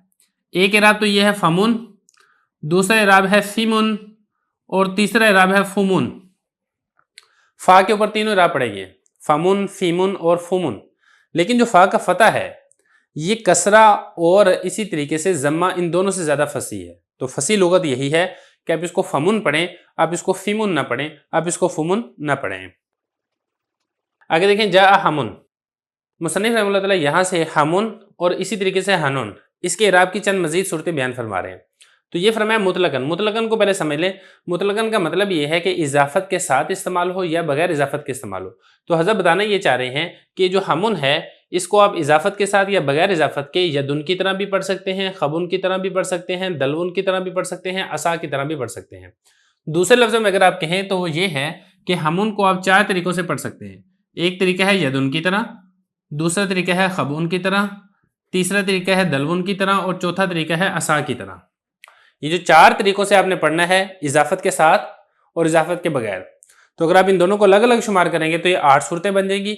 और अगर आप इजाफत के साथ और इजाफत के बगैर को एक सूरत ही शुमार करेंगे तो कुल 4 तरीके बन जाएंगे, जिन 4 तरीकों से आप हमुन को पढ़ सकते हैं। तरीका नंबर 1 कि आप इसको यदुन की तरह पढ़ें। देखें यदुन असल में था यदवुन था, तो इसके आखिर में वाव थी, लेकिन जो इराब जारी होता है वो दाल पर ही जारी होता है, हज़फ शुदा वाव वापस नहीं लौटती है। बिल्कुल ऐसे ही हमुन असल में हमबुन था, लेकिन जो आप इसके ऊपर इराब जारी करेंगे, हालत रफ़ी में, हालत नस्बी में, हालत जरी में, आप इस मीम के ऊपर ही इराब जारी करेंगे। जो हज़फ शुदा वाव है आप उस वाव को वापस नहीं लेकर आएंगे। मिसाल के तौर पर हालत रफ़ी में अगर आप बगैर इजाफत के इस्तेमाल करते हैं तो आप इसको पढ़ेंगे हादा हमुन, और अगर आप इजाफत के साथ इस्तेमाल करते हैं तो आप पढ़ेंगे हादा हमू की। तो देखें जो रफ़ा वाला इराब है वो मीम पर आ रहा है, वो हज़फ शुदा वाव वापस नहीं लौटी है। इसी तरीके से हालत नस्बी में इजाफत के बगैर आप इसको पढ़ेंगे हमन, और इजाफत के साथ इसको पढ़ेंगे हमा की। नसब वाला इराब भी मीम पर आ रहा है, हज़फ शुदा वाव वापस नहीं लौटी है। हालत जरी में भी ऐसे ही है कि जो जर वाला इराब है बगैर इजाफत के बिहमिन और इजाफत के साथ बिहमी की, हज़फ शुदा वाव वापस आप इसको नहीं लेकर आएंगे। एक तरीका ये है। दूसरा तरीका ये है कि आप इसके ऊपर खबून वाला इराब पढ़ें, यानी खबून के आखिर में जिस तरीके से हमजा है, आप बिल्कुल ऐसे ही हम उनके आखिर में हमजा ला के जो रफ़ा नसब जर आपने पढ़ना है वो आप हमजा के ऊपर पढ़ें, इजाफत के साथ भी और इजाफत के बगैर भी। मिसाल के तौर पे अगर आपने इजाफत के बगैर पढ़ना है तो आप इसको क्या पढ़ेंगे, हादा हम उन, इजाफत के साथ हम उ की। तो यहां पर देखें हमजा का इजाफा कर दिया गया है और रफ़ा का इराब हमजा के ऊपर आ रहा है, यहां पर बगैर इजाफत के साथ और यहां पर इजाफत के साथ। इसी तरीके से हालत नस्बी में रई तो हम अन, नसब आ रहा है हमजा के ऊपर और इजाफत के साथ हम आ की। इसी तरह हालत जर्री में मरर तो बिहम इन, बगैर इजाफत के जो जर आ रही है हमजा पर आ रही है, और इसी तरह जो इजाफत के साथ है जर यहां पर भी हमजा पर आ रही है। 2 तरीके हो गए। अब आगे चलें तीसरे तरीके की तरफ। तीसरा तरीका इसके अंदर यह है कि जिस तरीके से दलवुन जारी मजरा सही है और इसके ऊपर इराब आता है मुफरद मुनसरिफ सही वाला इराब, यानी हालत रफ़ी नस्बी और जर्री वो वाव के ऊपर आती है। बिल्कुल ऐसे ही आप ये जो हमुन है इसके आखिर में चूंकि असल में वाव थी, आप हज़फ शुदा वाव को वापस लेकर आए। हालत रफ़ी में आपने इराब रफ़ा का जरी करना है वाव के ऊपर, चाहे इजाफत के साथ हो चाहे इजाफत के बगैर हो। इसी तरह हालत नस्बी में नसब वाला इराब भी आप वाव के ऊपर जारी करेंगे, इजाफत के साथ भी इजाफत के बगैर भी। हालत जर्री में जर वाला इराब भी आप वाव के ऊपर जारी करेंगे, इजाफत के साथ भी और इजाफत के बगैर भी। मिसाल के तौर पर हालत रफ़ी में आप पढ़ेंगे हम वुन, इसी तरीके से इजाफत के साथ हम वो की। हालत नस्बी में हम वन, इजाफत के बगैर, इजाफत के साथ हम वाकी। इसी तरीके से हालत जर्री में हम विन बगैर इजाफत के और इजाफत के साथ भी हम बेकी। یہ میں نے یہاں پہ لکھا نہیں ہے رأیتو، اس کے ساتھ لگا لیں آپ. اسی طریقے سے یہاں پہ بھی مررتو بھی ہے اور بحرف جر بھی ہے، تو سمجھانے کے لیے ہے کیونکہ للعاقل تکفیہ اشارہ. تو یہ تیسرا طریقہ ہے کہ آپ حذف شدہ واو کو واپس لے آئیں اور جو اعراب بھی آپ نے پڑھنا ہے وہ آپ حذف شدہ واو کے اوپر ہی پڑھیں. اور چوتھا طریقہ جو حضرت نے ذکر کیا ہے وہ یہ ہے کہ آپ اس کے اوپر عصا والا اعراب پڑھیں. دیکھیں جو عصا ہے، عصا اصل میں تھا عصاون تھا، پھر اس واو کو الف کے ساتھ تبدیل کر دیا گیا. بالکل ایسے ہی یہ جو ہمن ہے، اس ہمن کے آخر میں جو واو تھی، اب اس واو کو الف کے ساتھ تبدیل کر کے آخر میں الف مکسورہ لا کے الف مکسور یعنی اسم مکسور والا جو اعراب ہے وہ پڑھیں. اور آپ کو معلوم ہے کہ اسم مکسور میں جو تینوں اعراب آتے ہیں، حالت رفعی، حالت نصبی اور حالت جری، وہ تقدیری ہوتا ہے. لفظوں کے اندر اس کے اوپر ضمہ اور اسی طریقے سے فتح اور کسرہ نہیں آتا ہے. تو اب اس طریقے سے پڑھیں جیسے کہ ہادہ ہمن ہما کی، رہی تو ہمن ہما کی، یہ اضافت کے بغیر اضافت کے ساتھ ہے، یہ اضافت کے بغیر حالت نصبی میں اضافت کے ساتھ ہے، یہ اضافت کے بغیر حالت جری میں تو یہ اضافت کے ساتھ ہے حالت جری میں. تو ان ساروں میں آپ دیکھیں گے کہ سارے کا سارا جو اعراب ہے وہ تقدیری ہے، کیونکہ اسم مکسور پہ جو اعراب آتا ہے وہ تقدیری آتا ہے، اور اس صورت میں آپ اس کے اوپر اسم مکسور والا اعراب جاری کریں گے. تو کل 4 طریقے ہیں جس سے 4 طریقوں سے آپ ہم ان کو پڑھ سکتے ہیں. ایک یدن کی طرح، دوسرا خبن کی طرح، تیسرا دلون کی طرح اور چوتھا عصا کی طرح. مطلقاً میں آپ کو بتا چکا ہوں، مطلقاً کا مطلب ہے دونوں صورتیں، چاہے اضافت کے ساتھ استعمال ہو رہا ہو چاہے بغیر اضافت کے استعمال ہو رہا ہو. اور یہ جو ہنن ہے یہ یدن کی طرح آیا ہے مطلقاً. جیسے یدن میں تھا نا کہ اصل میں واو تھا، واو حذف ہوگی، لیکن جو رفع نصب جر ہے وہ دال پر جاری ہوتا ہے، جیسا کہ میں نے آپ کو یہاں پر بھی بتایا ہے. یہ ہمن کے اندر بھی پہلی صورت میں بالکل ایسے ہی، ہنن میں بھی آپ ایسے ہی کریں کہ ہنن کے آخر میں جو واو تھی واو حذف ہوگی، لیکن جو اعراب جاری کریں گے آپ نون کے اوپر جاری کریں. حالت رفی میں بھی، حالت نصبی میں بھی، حالت جری میں بھی، اضافت کے ساتھ بھی اضافت کے بغیر بھی. مثال کے طور پہ اضافت کے بغیر آپ پڑھیں گے ہادہ ہنن، اضافت کے ساتھ ہادہ ہنو کی. حالت نصبی میں رأیتو ہنن، اضافت کے بغیر اور اضافت کے ساتھ رأیتو ہنا کی. اسی طرح حالت جری میں مررتو بہنین، مررتو بہانی کی. تو آپ اس طریقے سے اس کو پڑھ سکتے ہیں. تو یہ فرمایا کہ جو ہنن ہے یہ یدن کی طرح ہے مطلقاً. مطلقاً میں آپ کو دوبارہ بتا دوں کہ چاہے آپ اضافت کے ساتھ پڑھیں چاہے آپ اضافت کے بغیر پڑھیں، دونوں صورتیں. اس کے بعد آخری مسئلہ دیکھیں، ذو لا یضاف الی مضمر ولا یقطع. بہت آسان بات ہے، بڑی تفصیل سے ہم پہلے بھی پڑھ چکے ہیں کہ جو ذو ہے اسماء ستہ مکبرہ میں سے جو آخری اسم ہے یہ اضافت کے ساتھ ہی آتا ہے، اضافت کے بغیر نہیں آتا. لا یقطع کا مطلب کیا ہے کہ اس کو اضافت سے قطع نہیں کیا جا سکتا. جس طریقے سے باقی 5 اسماء ہیں وہ بغیر اضافت کے بھی استعمال ہوتے ہیں، ابن، اخن، ہمن، ہنن، فمن. لیکن جو ذو ہے یہ اضافت کے بغیر استعمال نہیں ہوتا ہے، یہ اضافت کے ساتھ ہی استعمال ہوگا.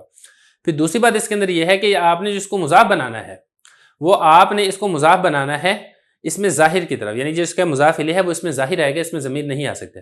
ذو مالن اس کی مشہور مثال ہے، آپ اس کو ذووہ نہیں کہہ سکتے.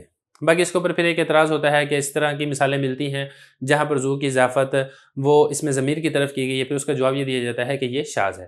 تو خلاصہ کلام یہ ہے کہ اسماء ستہ مکبرہ میں سے جو آخری اسم ہے ذو، ایک تو یہ ہمیشہ اضافت کے ساتھ استعمال ہوتا ہے، اور دوسرا یہ کہ جو اس کا مضاف الیہ ہے وہ ہمیشہ اس میں ظاہر ہوتا ہے، اس میں ضمیر کی طرف یہ مضاف نہیں ہوتا ہے. تو یہ فرمایا ذو لا یضاف، ذو مضاف نہیں ہوتا ہے ضمیر کی طرف، ولا یقطع، اور اس کو اضافت سے قطع یعنی کاٹا بھی نہیں جا سکتا ہے. اسی کے ساتھ ہی الحمدللہ ہمارا یہ جو چوتھا باب ہے مجرورات یہاں پر مکمل ہو جاتا ہے.